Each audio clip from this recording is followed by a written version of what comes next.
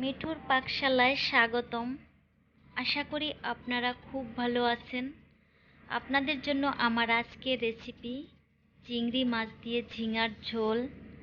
অনেকেই অনেক ভালো রান্না করেন, তবে আমি কিভাবে এই রান্নাটা করছি সেটাই আপনাদের সাথে শেয়ার করব। ঝিঙে নিয়েছি আর এগুলো সরু করে কেটে রেখেছি। চিংড়ি মাছগুলো আমি খোসা সমেতেই রেখে দিয়েছি, তাহলে মাছ অনেক নরম থাকে।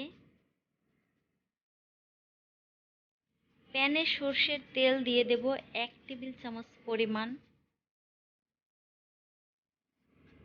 এখন এতে ফোড়নের জন্য দিয়ে দিলাম সামান্য গোটা জিরে,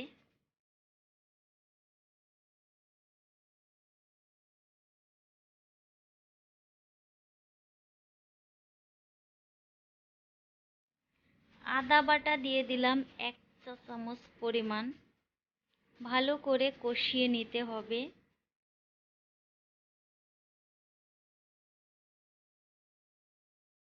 সামান্য হলুদ দিয়ে দিলাম।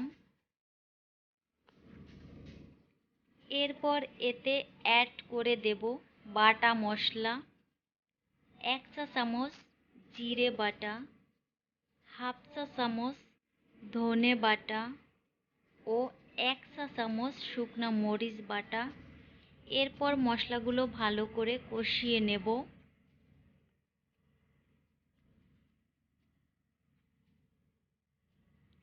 এখন এতে দিয়ে দেব লবণ মাখানো চিংড়ি মাছ।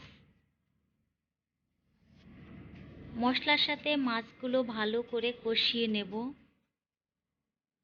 এই রান্নাটায় মাছ আলাদা করে ভাজার কোনো প্রয়োজন হয় না।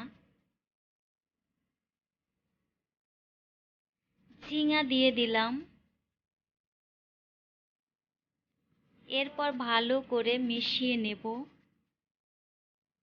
আমার চ্যানেলে নতুন হয়ে থাকলে প্লিজ সাবস্ক্রাইব করার অনুরোধ রইল, আর প্রেস করবেন বেল আইকন, যাতে নতুন নতুন ভিডিও আপলোড করলে নোটিফিকেশন পৌঁছে যায় আপনার কাছে। এখন ঢাকা দিয়ে দেব 5 মিনিটের জন্য। ফিরে এলাম 5 মিনিট পরে। ঝিঙা থেকে অনেকটা জল বেরিয়ে এসছে।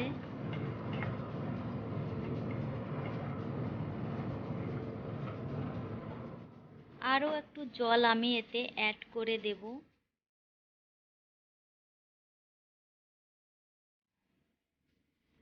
হালকা গরম জল দিয়ে দিলাম। যে কোনো রান্নায় গরম জল ব্যবহার করলে অনেক ভালো হয়। স্বাদ মতো লবণ দিয়ে দিলাম। এরপর আবারও ঢাকা দিয়ে দেব 7 থেকে 8 মিনিটের জন্য। এ সময় চুলার আঁচ মিডিয়াম করে দেব। ফিরে এলাম 8 মিনিট পরে। ঝিঙে পুরোপুরি সিদ্ধ হয়ে গেছে। এখন এতে অ্যাড করে দেব তেলে ভাজা জিরা বাটা। রান্না আমার একেবারেই কমপ্লিট। এখন সার্ভ করে দেব। রেসিপিটি যদি ভালো লাগে প্লিজ লাইক, কমেন্ট ও শেয়ার করে পাশে থাকবেন।